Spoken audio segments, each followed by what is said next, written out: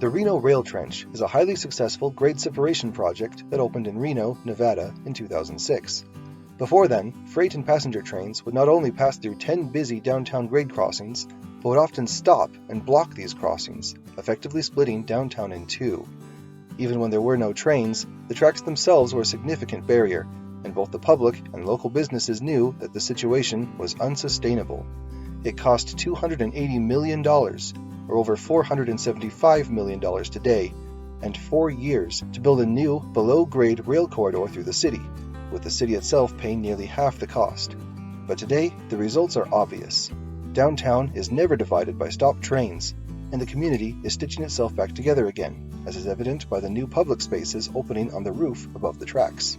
This trench is one of two major inspirations that led me to develop what has since become the Rio Grande Plan, which has at its heart a train box half the distance but twice the width as the trench in Reno.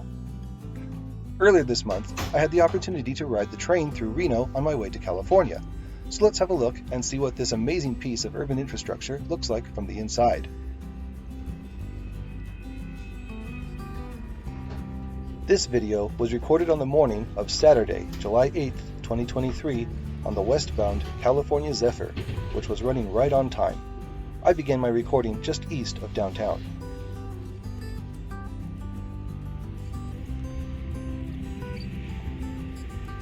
The retaining walls begin right as the tracks dip below ground level, and as you can see, they attract an unfortunate amount of urban blight right at the beginning, which is a safety concern, and something to consider in how a Salt Lake City train box is designed and managed.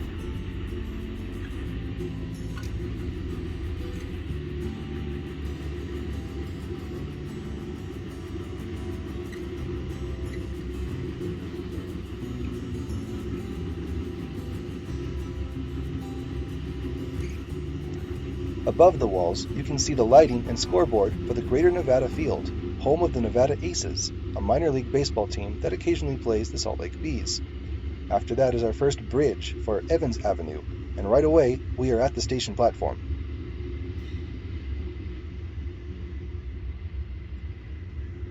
The train stops here for about 10 minutes to load and unload passengers and bags, and to let through passengers get out and stretch their legs. At this point, I got out too to have a look around.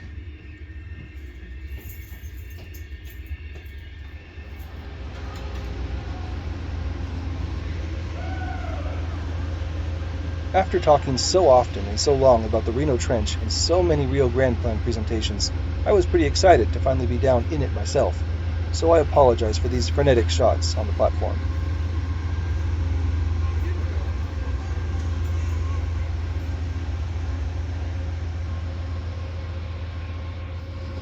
Here is a nice zoomed-in shot all the way down the rest of the trench. You can see a freight train stopped on the second track, waiting for clearance to enter the freight yard to the east.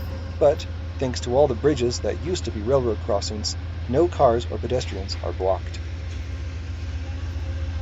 Looking back the way we came, you can see Evans Avenue again, as well as that same freight train. As of 2021, the average length of a Union Pacific freight train is over 9,300 feet long, or about 1 3/4 miles. Coincidentally, that is the same length as the Reno train trench, so think about that when we get going again. I got distracted here by the station addition and its escalator going up to street level, which apparently wasn't working this day. The Amtrak station is in the restored Southern Pacific Depot, built in 1926 and expanded with an addition in 2007 to match the new platform elevation. All of Amtrak's facilities are located in this addition, but passengers are still welcome to use the old waiting room in the historic train station building. I absolutely love to see family and friends greeting or sending off passengers on the platform. Reno, despite being so much smaller than the Salt Lake City urban area, sees nearly 80,000 Amtrak passengers a year, or more than triple the amount of Amtrak passengers to and from Salt Lake City. My guess is that the closer proximity to California, or the more humane departure times, has something to do with that.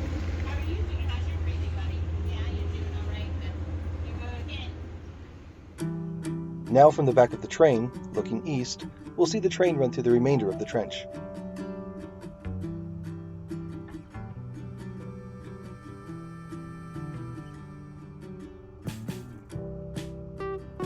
You can see that the platform occupies space that might one day be used for a third track.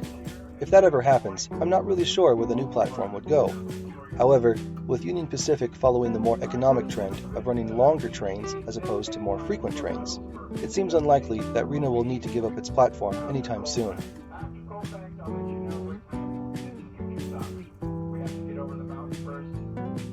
The pedestrian bridge here links the historic Southern Pacific Depot to a large parking garage building just to the north, or to the left, of the tracks.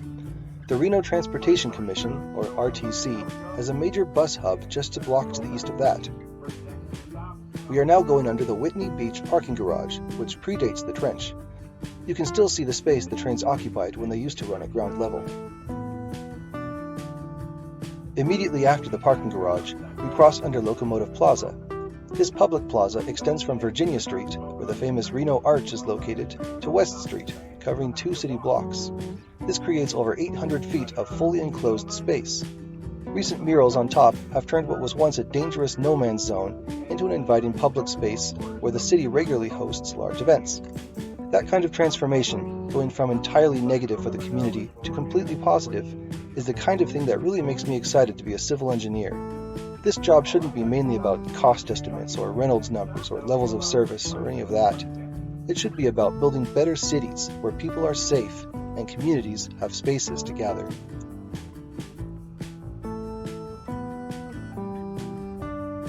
After Locomotive Plaza, there are 6 more bridges that used to be at-grade crossings.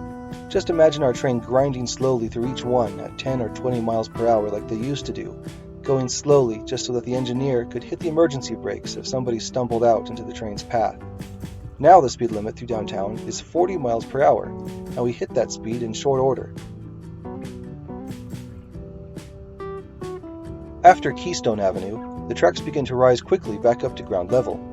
Measuring on Google Maps, this takes 2,850 feet in distance to rise to 33 feet in height, suggesting to me that the tracks climb at a rate of 1.5%. Using the more standard grade of 1% would have resulted in a length of just over 3,300 horizontal feet to rise 33 vertical feet, the excess length being used in the vertical curves. For the Rio Grande Plan, we estimated our grades using the more conservative 1% slope. If you are curious, you can go watch my first Frequently Asked Questions video. Grades will not be a barrier to implementing the Rio Grande Plan.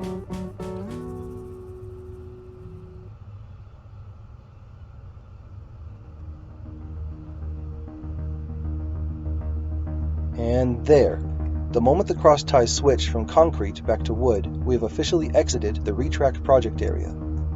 I hope this little tour has helped illustrate how this type of infrastructure looks in the real world. Reno, a metro area 2.5 times smaller than Salt Lake, has successfully removed all its mainline railroad crossings downtown and has built a great separated transit hub out of a historic depot right in the heart of its urban core. We have the same opportunity here in Salt Lake City. This isn't some far-off technology or gimmicky scheme. This type of infrastructure is in use around the country already, including here in our neighboring city. The only thing holding us back in Salt Lake City is our desire to make it happen.